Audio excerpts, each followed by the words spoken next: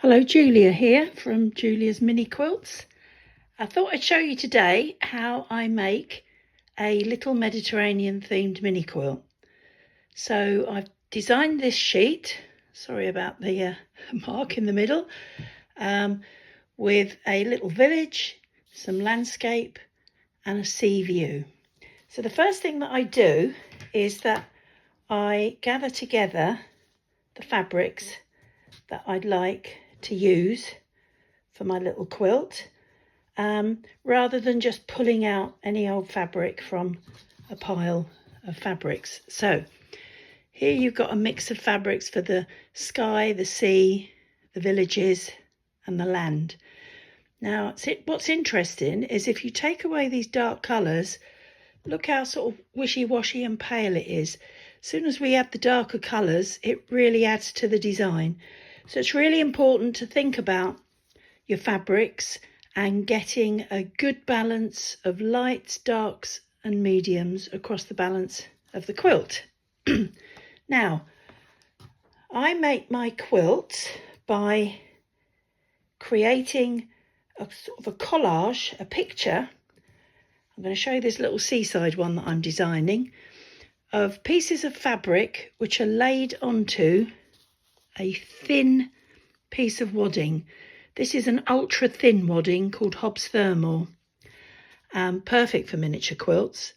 So I lay my quilt fabrics on the wadding, cut out the finite detail, everything's raw edges. I don't use templates, I freely cut, and then I use a layer of this very soft polyester tulle which goes over the top, and then you quilt, so you stitch through all those layers. And I would stitch that horizontally because the design sort of flows in that way. So how do I do it? A bit more detail. So I started working on this earlier. The first thing I do is lay down the strip for the sky. The landscape strip, I work with rectangles, and then I would cut, again freely cut, the edge of those hills using my design sheet as a guide. Then I've got my piece for the sea. Then I start to build up my little village, and I work with squares and rectangles, small pieces of fabric that are easy to cut rather than trying to cut out small shapes from a large fat quarter. So I would cut my edges, nice straight lines, creating lots of rectangular shapes which look nice, but then I might want a shape with a bit of a roof with a point to it. So I'm going to cut a piece off there, and we've got a nice little house shape. Now what you can do if you're nervous about free cutting, prepare your rectangle, fold it in half and cut an angle across like that, and it's perfectly symmetrical. So once I've cut out my little shapes and they're in position, when I have a design that I'm happy with, then it all goes in place. So I've got lots of little trees I've added in there. I use a fabric glue pen.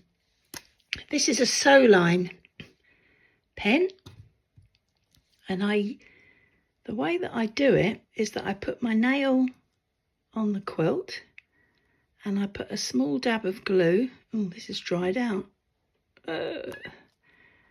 And then place that down, and then I would work through my quilt doing a small swipe of glue and put that in position so everything gets held. These ones I glued earlier. Things might move a little bit, but the great thing is that the glue isn't completely permanent, while for a short period of time there's time for you to play about with it. But the idea being that nail holds it, flip it up, whoops, there's one, swipe of glue, and pop it back down again. So this is just a mock-up. So once that's all in place and I'm happy with it, I use these Micron pens, Pigma Micron. They're archiving ink. This is a black one. And I use these to draw my windows. Word of warning, don't get carried away. Don't start trying to draw all sorts of details because it just won't work. Less is more, as they say. So I'm going to finish this off later, so I'll put more windows on. But the next thing that I would do is take what is my shadow fabric, and this is a polyester tulle. So it's a lovely soft net. So it's not like the net you would find in a dressmaking shop, which is very stiff. You can see it's very soft and floaty. I sell it on my Etsy shop. So look my name up, Julia Gahagan, and you can buy quite a large piece for a couple of pounds. And that will make you 4, 5, 6 little quilts. So I'll stick a pin in the top, pin in the bottom, one in the middle, backing fabric, and then I would quilt that with some lines running through the design. So what I'm going to do is I'm going to stitch that and then come back to you another day with a completed quilt. So thanks for watching.